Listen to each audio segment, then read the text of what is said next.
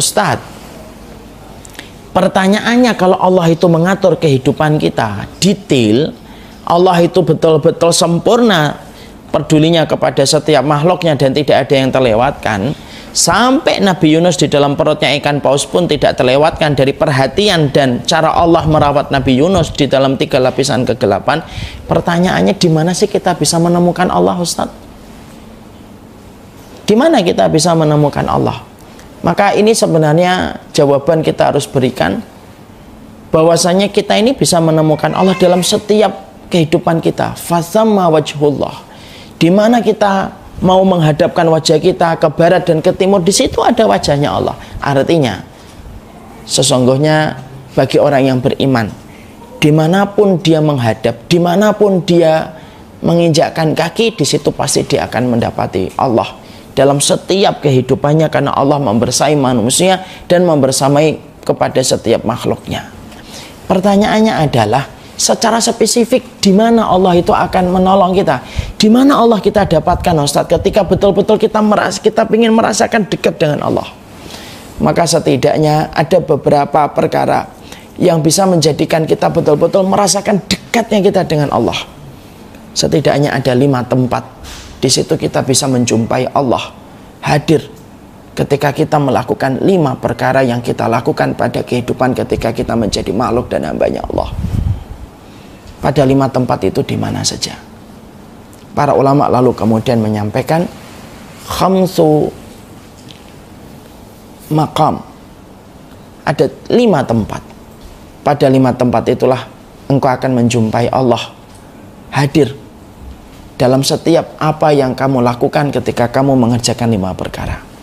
Yang pertama, pasti kita akan dapati Allah itu care kepada kita, peduli sama kita, mengatur kehidupan kita ketika kita menolong agama Allah.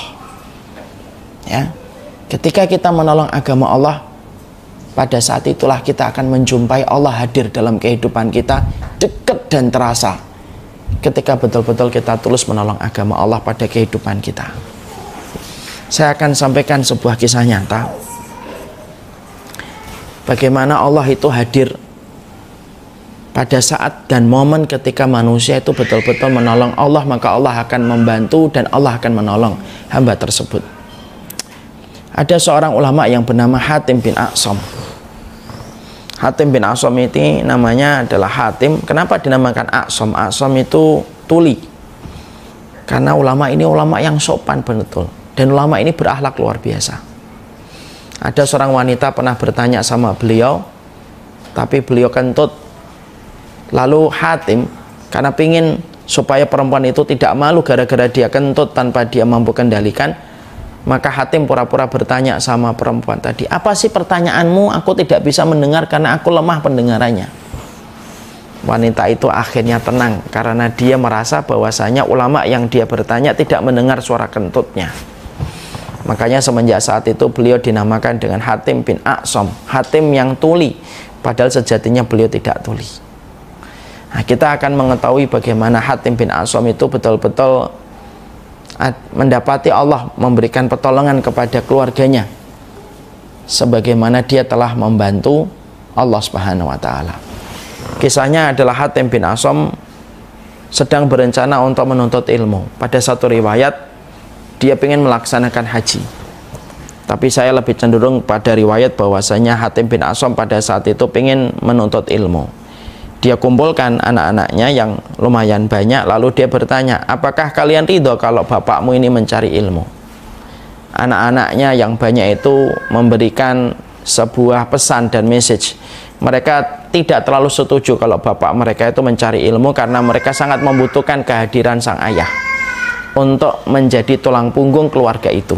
Karena yang mencari maisha penghidupan adalah sang ayah. Tapi Hatim bin Aqsam pada saat itu betul-betul sedang berhasrat untuk mencari ilmu karena ada satu permasalahan yang beliau belum ketahui dan beliau ingin sekali mengetahui jawabannya. Itulah ulama terdahulu, kecintaan mereka kepada ilmu sama dengan kecintaan kita kepada barang-barang hari ini. Maka beliau menyampaikan, tapi aku pengen sekali untuk mencari ilmu supaya aku mengetahui tentang satu jawaban dari persoalan dan aku bisa menyampaikan kepada umat manusia. Niatnya mulia untuk menolong hamba-hamba Allah, untuk menolong agama Allah dalam dakwah ketika beliau harus berbekal ilmu.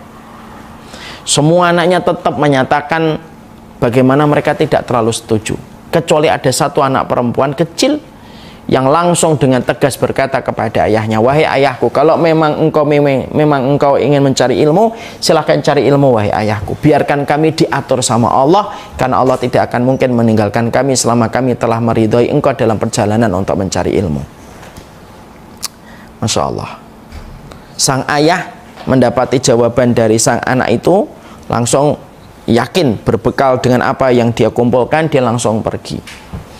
Apa yang terjadi pada keluarga itu setelah ditinggalkan sang ayah Hatim bin A'sam?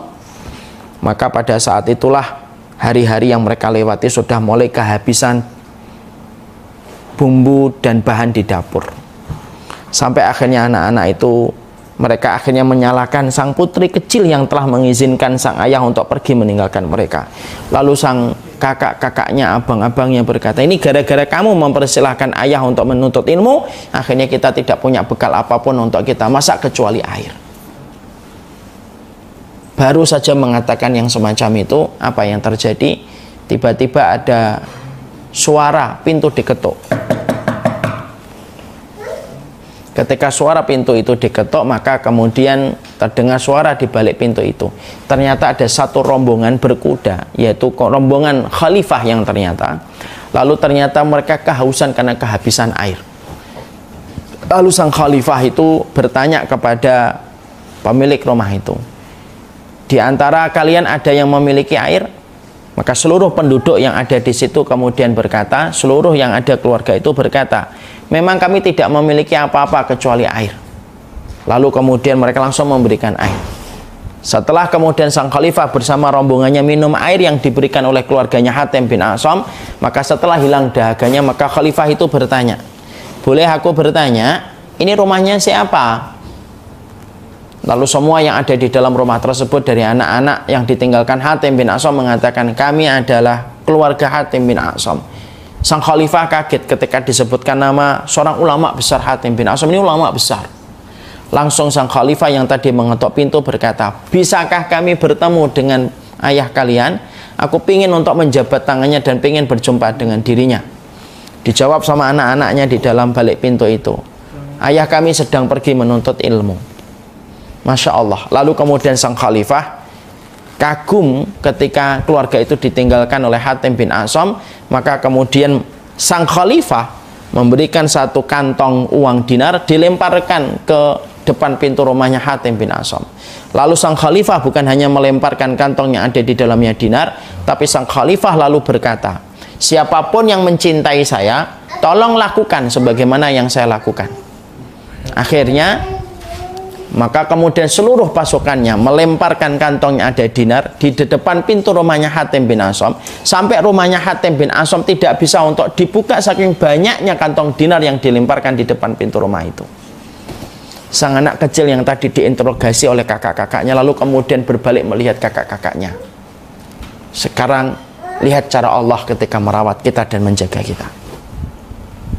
Di situ kita mendapati kalau kalian, antum, saya, keluarga saya ingin mendapati pertolongan Allah, ingin kita menemukan Allah, temukan Allah ketika engkau membantu agama Allah. Karena Allah akan selalu bersama kepada mereka yang membantu agama Allah. Allah tidak akan pernah meninggalkan karyawan-karyawan yang telah berkhidmah dan telah bekerja untuk membantu agama Allah. Dan itu merupakan bagian dari janjinya Allah Subhanahu wa ta'ala. Siapapun yang ingin diperdulikan sama Allah, siapapun yang kemudian ingin untuk diperdulikan sama Allah dan ingin diatur oleh Allah dengan aturan yang sebaik-baiknya, kalau kamu ingin mendapati Allah, tolonglah agama Allah, tolonglah hamba-hamba Allah, maka kamu akan mendapati Allah akan hadir dalam teras kehidupanmu, terasa pada denyut nadimu kalau kamu pada saat itu telah membantu agama Allah. Dan Allah akan mewujudkan sesuatu yang tidak pernah kamu bayangkan ketika kamu pada saat itu membantu agama Allah. Makanya Allah itu ada. Percaya Allah itu ada. Tapi kalau kita kemudian masih bertanya, di mana saya betul-betul menemukan Allah? Apakah harus di depan Ka'bah? Betul, di situ kita menemukan Allah. Dimanapun kita menemukan Allah, melihat pohon kita menemukan Allah, melihat binatang kita menemukan Allah pada sempurna ciptaan yang Allah berikan pada kehidupan kita. Tapi kita akan menemukan Allah, salah satunya yang paling terasa. Ketika engkau menolong agama Allah, kamu akan terasa. Di situ kamu akan menemukan Allah dalam setiap perkara yang kamu lakukan ketika menolong agama Allah. Makanya banyak kisah kan, para orang-orang yang bekerja pada agama Allah itu banyak mendapatkan karomah, banyak mendapatkan pertolongan dari Allah. Kenapa wali-walinya Allah mendapatkan karomah dari Allah? Karena mereka bekerja untuk Allah, lalu Allah pun hadir untuk membantu menyelesaikan masalah yang mereka miliki. Dan itulah cara Allah memperdulikan mereka selama mereka memperdulikan agama Allah. Bukan berarti kalau kita membantu agama Allah berarti Allah membutuhkan kita. Enggak, Allah enggak butuh kita. Jadi jangan pernah ada yang memiliki anggapan keliru, mengatakan Allah itu enggak usah ditolong. Lo yang nyuruh untuk kemudian menolong agama Allah itu Allah, bukan karena Allah lemah. Tapi yang menyuruh supaya kemudian kita itu ditolong oleh Allah, ya yang menyuruh kita untuk supaya kita menolong agama Allah, itu Allah. Kenapa Allah menyuruh kita untuk menolong agama Allah? Simple, sederhana. Allah menyuruh kita untuk menolong agama Allah supaya Allah memiliki alasan untuk menolong kamu. Padahal agama Allah ini pun kalaupun kita tidak menolongnya, kita absen dari perjuangan, itu pun tidak akan pernah memberikan apapun dalam kehidupan kita. Maka inilah yang menjadikan kita akhirnya memahami kita itu akan mendapati Allah ketika Allah itu kita tolong agamanya. Siapapun yang menolong agama Allah, maka dia akan menjumpai Allah pada kehidupan ketika menolong agama Allah. Itu yang pertama. Yang kedua, orang yang berzikir kepada Allah dan mengingat Allah itu akan menemukan Allah. Makanya orang yang berzikir kepada Allah tidak akan pernah sama dengan orang yang tidak berzikir. Nih ada salah satu zikir yang beberapa hari ini sering saya terangkan di banyak kesempatan. Ada seorang sahabat digigit kalajengking, lalu kemudian pada pagi harinya lapor kepada Rasulullah. Ketika lapor kepada Rasulullah dia digigit kalajengking, maka pada saat itu Rasulullah SAW kemudian berkata kepadanya, coba kamu mengucapkan zikir dan doa a'udzu bikalimatillahi tammah min syarri ma khalaq. Kalaulah kamu itu mengucapkan zikir, aku berlindung dengan kalimat Allah yang sempurna dari semua keburukan makhluk yang Allah ciptakan, pasti kalajengking itu tidak akan menggigitmu. Di situ kita menjumpai perkataan Imam Nawawi di dalam Riyadhus Shalihin. Orang yang mengingat Allah dan berzikir mengingat Allah, maka Allah itu akan membantunya. Allah akan hadir kepada mereka yang senantiasa berzikir kepadanya. Makanya dalam bahasa bercandaan, sering nggak kita mendengar orang-orang ketika di tempat-tempat gitu, di tempat-tempat mungkin terminal, stasiun gitu. Lalu ada preman, kita kenal sama preman itu karena kita baik. Tiba-tiba preman itu memberikan sebuah wejangan. Kalau ada apa-apa yang ganggu kamu, sebutkan nama saya akan datang. Lu menyebutkan nama preman aja bisa menjadi sebab kita itu tidak diganggu di terminal. Lu apalagi mengingat Allah. Kan begitu. Berapa banyak preman sering berkata, sebut nama saya kalau kamu diganggu sama siapapun. Aku selesaikan. Pasti yang mengganggu kamu akan mikir-mikir kalau kamu tahu bahwasanya kamu adalah temanku. Sebut aja nama saya. Insyaallah. Itu bahasa keseharian menjadi sebuah analogi sederhana. Orang yang berzikir kepada Allah itu tidak akan pernah dilupakan oleh Allah. Allah hadir bersama dengan mereka yang senantiasa berzikir. Makanya sebabnya Allah ketika menolong Nabi Yunus itu karena Nabi Yunus itu berzikir kepada Allah. Falaula annahu kana minal musabbihin lalabisa fi batnihi ila yaumi yub'atsun. Kalaulah Yunus tidak sebagai orang yang bertasbih berzikir, pasti aku tinggalkan Yunus di dalam perutnya ikan paus sampai hari kiamat nanti datang. Berarti berzikir itu cara Allah untuk hadir pada kehidupan kita ketika kita menyebut namanya setiap waktunya. Pernah baca sebuah kisah tulisan based on true story, tapi apakah betul benar atau tidak saya nggak terlalu mengetahui. Ada seorang perempuan yang harus melewati satu jalan. Dia mendapati ada sekelompok preman yang mereka minum alkohol, mereka mabuk. Maka seketika perempuan itu sempat berhenti dan bimbang apakah melanjutkan melewati tempat itu atau dia mundur ke belakang, tentunya tidak jadi pulang. Lalu dia berzikir kepada Allah dan akhirnya melanjutkan perjalanan. Sekelompok preman itu sempat melihat perempuan tersebut, tapi tiba-tiba mereka langsung menundukkan pandangannya.